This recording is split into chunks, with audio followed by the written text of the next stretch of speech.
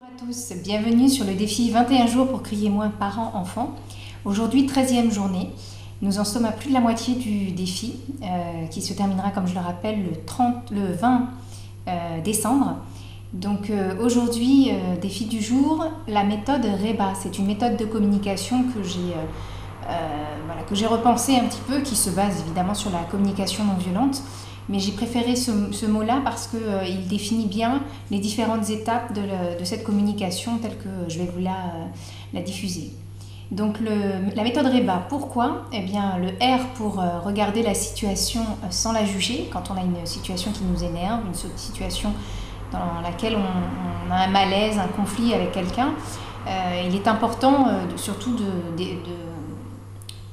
d'ôter le jugement de toute observation, parce que sinon on risque de mettre des interprétations, des attitudes au niveau des personnes, alors qu'en fait peut-être qu'elles ne sont pas du tout dans ces représentations-là.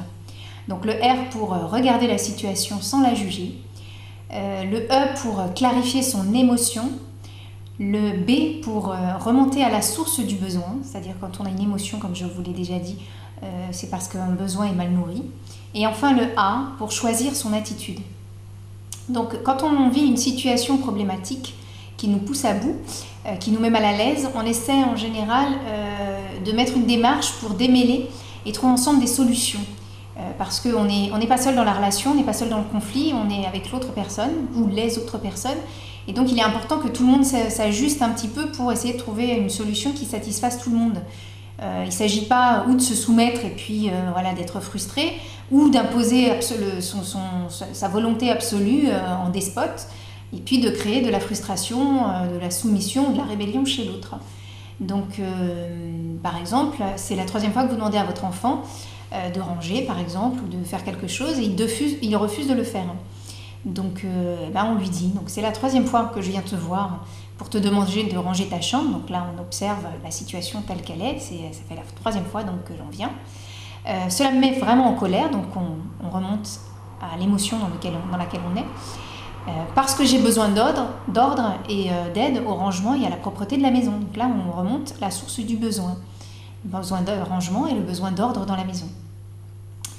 Je ne reviendrai pas une fois de plus dans ta chambre, tu es prévenu. Donc là on commence à entrer dans l'attitude que l'on cherche à montrer à l'interlocuteur. Donc on souhaite lui montrer de la fermeté par exemple, on le prévient déjà que cette situation-là ne peut pas durer, et on lui dit exactement ce qui va se passer par la suite. Donc par exemple on peut dire dans 30 minutes, donc on peut montrer, comme je disais sur les précédentes vidéos, lui montrer où se situera l'aiguille sur l'horloge si c'est pas encore vraiment bien lire l'heure.